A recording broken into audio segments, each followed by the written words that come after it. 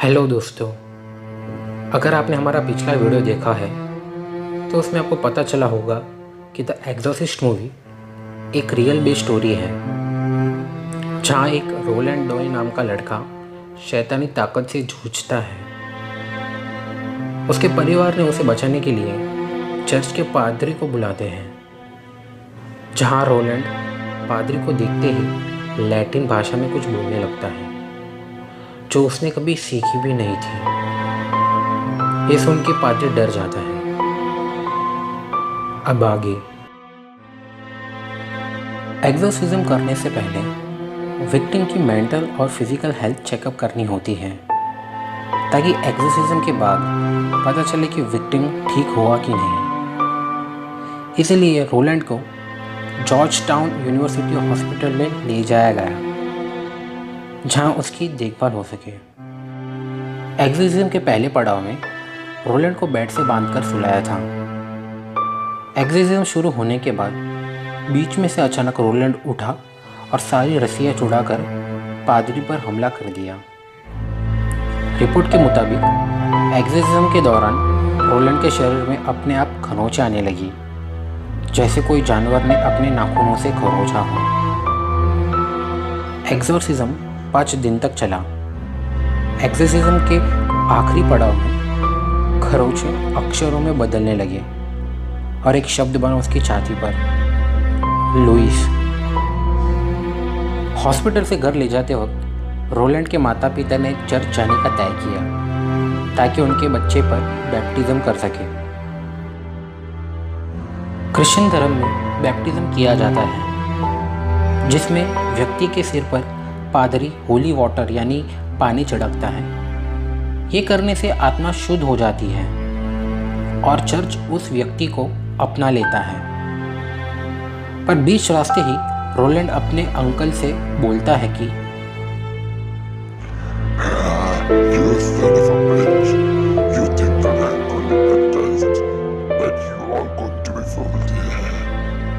आखिर में पादरी ने शैतान से पूछा, क्या तुम इस बच्चे को छोड़ दोगे? पर रोलैंड ये सुनते ही गुस्से में आ गया और चिल्लाने लगा। ये सब देखते ही उसके परिवार ने लुइस शिफ्ट होने का तय किया, जो उसकी छाती पे खरोंचा हुआ था, यही सोच में कि शायद वहाँ से इस शैतान से मुक्ति मिल जाए। लुइस में नए घर पे रहने लगी, पर अजीबोगरीब घटनाएं अब भी जारी थी। जैसे रोलैंड की माँ घर में मोमबत्ती जलाती तो कुछ समय में वो अपने आप बुझ जाती और फल फूल अपने आप उठने लगते। एक बार तो कोट अपने आप हैंगर से गिर गया और बाइबल रोलैंड के पैरों पर आ गिरी। रोलैंड की कुर्सी अपने आप घूमने लगती। ये सब देखते ही उसके पिता ने फिर से दूसरे पादरी को बुलवाया, फादर विलियम बॉर्डन। रोलैंड की ऐसी हालत देखते उन्होंने उसे मेंटल हॉस्पिटल रखवा दिया और वहाँ उस पर फिर से एग्जॉर्सिज्म हुआ। काफ़ी सालों तक उस एग्जॉर्सिज्म में क्या हुआ वो राज रहा, क्योंकि पादरी कभी भी एग्जॉर्सिज्म की कोई भी बात नहीं बताते। सन 1978 में राज आखिर खुल गया। मजदूरों ने सेंट लुइस हॉस्पिटल को तोड़ दिया, जहां रोलैंड को रखा गया था।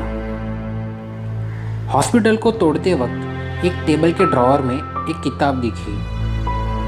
हॉस्पिटल की प्रॉपर्टी समझकर मजदूरों ने उसे हॉस्पिटल वालों को दे दी।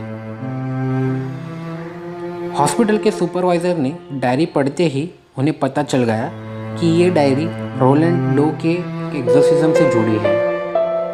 फादर हेलोरेन ने इस डायरी की कॉपी थॉमस एलन को दे दी, जिन्होंने ये डायरी को 1993 में पब्लिश कर दी।